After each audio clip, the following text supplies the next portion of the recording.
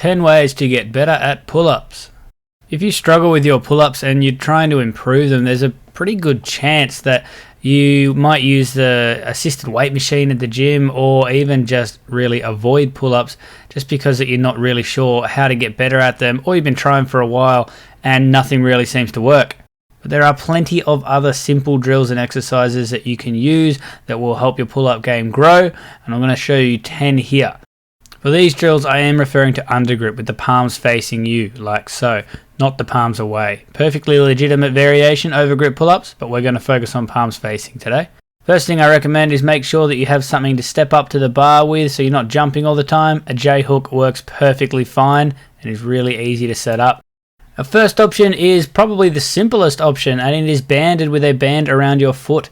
So hook the band around the bar, hook the band through your foot, step off, and the leg that is not in the band then wraps across the front. This is to stop the band flicking up and hitting you if you happen to lose control of it. This is a dynamic assistance, so you got more help at the bottom and less help at the top. And with this one, we lessen the thickness of the bands as you progress to make the pull-ups a bit harder.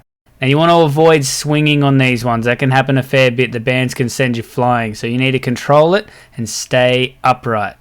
Second option is banded around the knee. This isn't my preferred way of using a band, but a lot of people do find it more comfortable, and it is a perfectly good option. So you do have to squeeze it nice and tight between the legs to prevent it from flying up, but it does also give you a really easy exit option where you simply straighten the leg and then drop back down. Half reps are great for if you can't quite get a full pull-up, but you can get the start happening. You can just really continue to work that bottom end of the range and keep strengthening that by just going through those reps in the bottom half of the movement. Don't feel as though because you aren't doing a full pull-up, you aren't making progress. Half reps in this case are a very useful tool, and they will help develop your strength. Same thing, half reps at the top end of the chain, especially if you're someone who struggles to fill out your sets and just finish off the last couple of reps. Working some half reps up the top end can be very beneficial for you. Negatives are an old classic, and they are something that people will probably recommend to you the very first time you say you are struggling with pull-ups or you're trying to develop them. So, what we're going to do with negatives is have a box or have whatever you use to jump up onto the bar in the first place. Jump your way up to the top, slowly and in control, lower yourself down all the way to the very ground. Think of these as simply strengthening the pull-up in reverse. So we are working that same chain, that same movement pattern, but we're just flipping it around, jumping up, getting that boost, and working it in a way that's a bit more manageable to begin with, and then we can develop that strength to get us ready for full pull-ups. Isometrics are where you're simply going to grab a spot on the bar and hold yourself up there. So that can be up the top end of the chain, it can be halfway down, it can be really close to the bottom. So what I'd recommend you would do for these is go about 5 to 10 second holds, and you find the areas that you particularly struggle with. So if you break down around the midpoint of your pull-up, then I'll be starting to hit some isometrics there. If you struggle to even get them moving, then hold around this point right near the bottom there. And you again need to maintain the quality of this hold. So if you start rounding the shoulders, start hunching up, getting in bad positions, that's not going to be beneficial to you. So quality holds in the right positions that we want to be in as you're doing a pull-up. Think of these as just working different stages of the pull-up.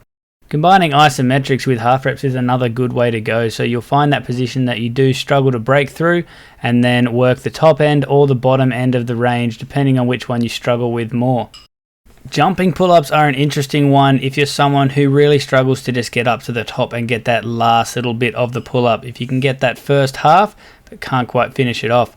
So it is just how it sounds. You're going to jump up, grab the bar, and essentially using a little bit of that speed and power from the legs, a bit of that momentum, you're then going to finish off the pull-up. Just make sure you are finishing in a quality pull-up position.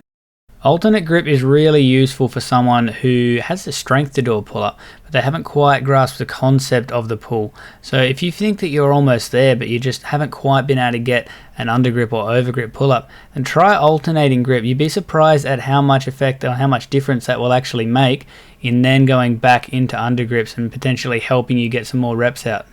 Leg assisted is our last variation, and it's where we're going to have a bar hooked up in a rig, and you're basically going to have your legs up on the bar and push at various points that you need it. So you're going to be doing the pull-up and trying to get as much load and as much weight on the upper body as you can, but giving yourself a bit of a dynamic boost with the legs, again, when and where you need it. So this can be done on the floor as well. The key is to find a position where you can assist with your legs, but you're also easing them off and you're making sure the upper body is doing most of the work. Now this one's great because it is really adaptable. This can be more advanced athletes, or it can be complete beginners to a pull-up who aren't confident with it at all. Really adaptable to whatever level you're at. Those are 10 variations that will help you both develop the strength and skill of the pull-up. So we have banded with the band around the foot or the knee, half reps, bottom or top end of the range, depending on what you struggle with the most. Try and work that end of the range. Negatives, where we slowly lower yourself down. Isometrics, where we pick the weak spot and we hold ourselves there. Combine that with some half reps. Jumping, if you really struggle at the top end. Alternating grip, if you're struggling to get a handle on it. And leg assisted for people of all different levels, especially good to get a little bit of extra pull-up volume in if you can only get a few reps out, but you want to try and work on getting more. As I mentioned briefly earlier, I do recommend undergrip with those palms facing you. Overgrip pull-ups with the palms away is a great exercise, but while you're learning and developing, the most effective and easiest way you're going to find is by doing undergrip pull-ups. You're going to get more muscle mass involved that way, and it's going to be a much smoother ride for you. That said, all of these will work for overgrip, so if that's something that you're really keen on hitting, go for it. I'm sure you're still going to get some really good results. I hope you took something out of this video. Please let me know if you do try any of these and if any of them are effective and really help you, or if you have any questions. This is J Free Performance, and that was 10 ways to get better at pull-ups.